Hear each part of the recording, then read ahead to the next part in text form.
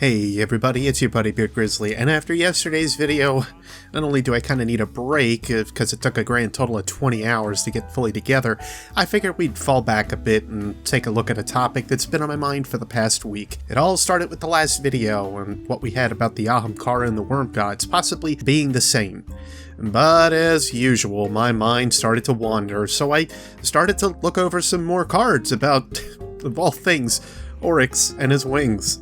This video has two purposes. I'm bringing up the possibility and implications that exist with Oryx wings, but also to give you guys an idea of what I do to break down my thoughts and ideas for videos, step by step. Kind of.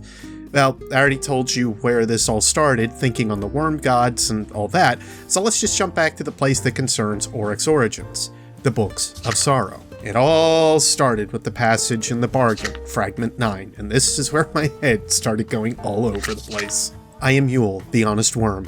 Behold my passage, behold my vast displacement, my ponderous strength, my great and coiling length, my folded jaws and curled wings.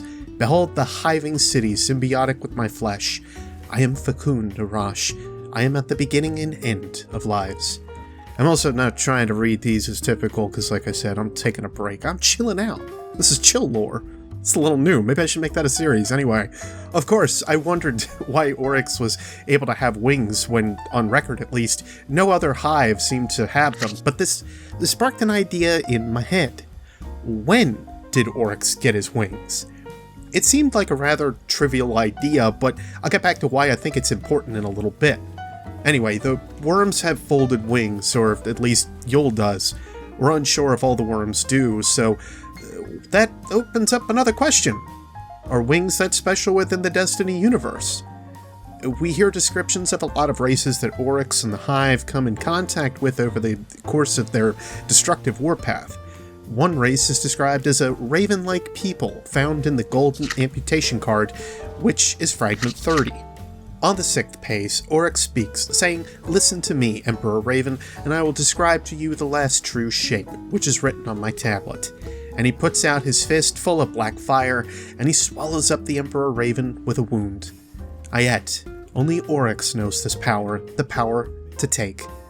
On the 7th pace, the perfect raven comes out of Oryx's wound, and she spreads her wings across Taishebeth. Never again is a Taishebethi child born. She is perfect. She enacts the will of Oryx. So the obvious is here, showcasing that these raven people have wings, or at least their emperor does. But if you take my word for it, the Ahamkara and Worm Gods seem to be the only ones that indicate they have some kind of wings otherwise. And even then, I'm a bit hesitant to say those two, since they are more beast than humanoid. And yes, I'm understanding that these raven people could even fit this bill along with the other races that we hear of throughout the Books of Sorrow. But humor me a bit.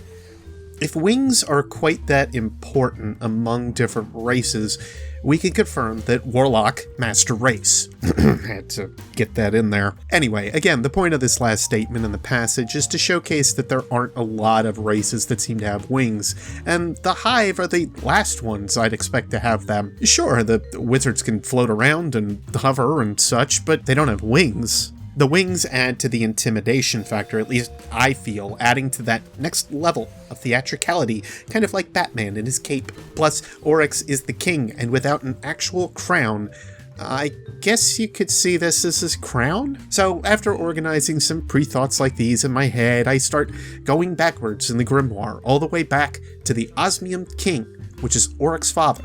I start wondering, did he have wings as well? There's nothing that directly tells of the Osmium King using or having wings, but there is a slight hint made by Zero, the third sister of Oryx, whom later is known as Xivu Arath. I can't wait to get started on my Who's Who series so I don't have to keep referring back to this. I feel like I repeat myself so much. I'm sorry, guys. Anyhoodle, the first page in the Book of Sorrows, entitled Predators, gives us the hint. Mothers. Mothers can fly! They live much longer than 10 years. Mothers are extremely smart, and they guard their spawn. If you try to tamper with their eggs, they will eat you. Sathona wants to eat the jelly and become a mother when she turns 4. This very well could suggest Osmium couldn't fly, since it seems Xivu is surprised that the mothers can. This suggests osmium also lacked wings, or if he had them, couldn't use them for flight. Then my next question turned to this. If the King Morph didn't grant them to Osmium King, is Oryx a special case? Well, yes, he is. Most Hive only changed their names once after taking one of these morphs. Oryx went through 3 name changes in total: Arash, Oryx, and Oryx. To reiterate, the morphs we know of are the King Morph, Mother Morph, and Night Morph, and the 3 main sisters of Oryx, Savathun, and Xivu Arath all take them to become King, Mother, and Night, respectively.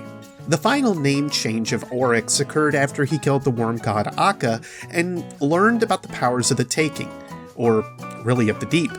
This occurs in Fragment 28 called King of Shapes, and if you're interested in reading the card, I'll leave it up on the screen, and you can pause to go ahead and take a read.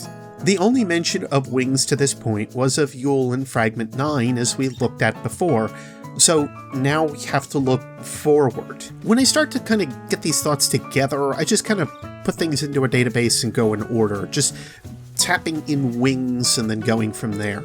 Looking back through my written thoughts that I have in my written grimoire, and then trying to come to a conclusion. The next place we hear of wings is in the Golden Amputation, which we've looked at already as Fragment 30. To reiterate, that speaks of the Raven people. The next time is in Fragment 35, where Xivu is describing her brother. Again, if you're interested in this card, I'll just leave it up on the screen, but I will read this part at least. Although he was born at the bottom of the universe and taught to burrow, Oryx has grown wings. The light of wildfire shines through them. Oryx teaches, but he will not be taught. Xivu makes special mention of the wings, granted that childlike wonders she had of the mothers on their home planet some millennia ago is long gone.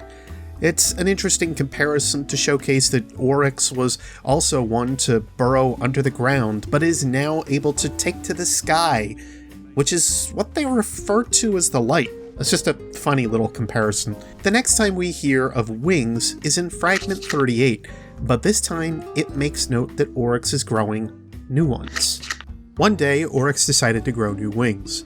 While he wrestled with his worm, he came upon his twin daughters dying in a wound between places. "What are you doing, my daughters?" he asked. He was afraid that Ir Halak and Ir Hanuk were trying to go into the deep where only the Tablets of Ruin allowed Oryx to go. "We are dying, father," they said, "as many times as we can manage." That's adorably precocious, Oryx shook his new wings. But why?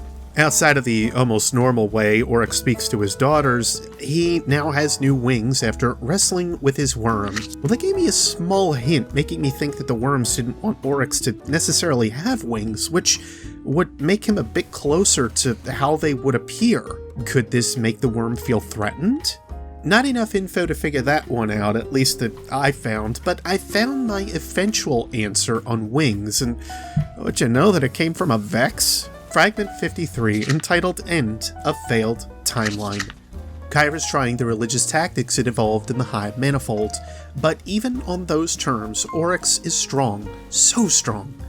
Kyra won't be able to protect its gates much longer. The closest Kyra's got to a simulation of Oryx is a best guess bootstrap. It's wrong, Kyra's sure of it. It's Oryx minus the symbiote organism, minus the wings and morphs, minus the weapon, minus the power. No good for anything. Kyra manifests that simulation anyway, just to see what happens. So here's where I need to get particular. Not often do I do this, but in cases like these where particular traits of a being are separated, it makes me perk up a bit.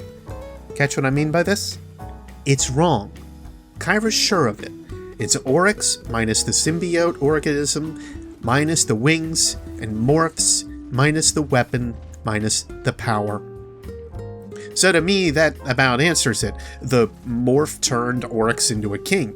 The killing of Akka, or the making of the Tablets of Ruin, or simply understanding the powers he now wielded of taking, is what led to his wings. Either way, he seemed to gain them after his encounters with Akka at one point or another, and they are not a given attribute to the King Morph itself. Would certainly explain why Xivu says much earlier on, "Ayat, only Oryx knows this power, the power to take." That about does it for me, gang. Hope you enjoyed this brief look into my head on how I get theories together, or even over something stupid and simple as figuring out when Oryx gets his wings, and some of the implications of power that may send shivers down the gods he worships. Though I apologize because I understand that my head is a scary place. I've been Beard Grizzly, and if you like this, don't forget to do that normal channel jazz. Like, dislike, subscribe, comment. But if you're not sure what to say, you can leave the phrase, Wings of Oryx, below. I'll see you next Spacetime Guardians. Take care.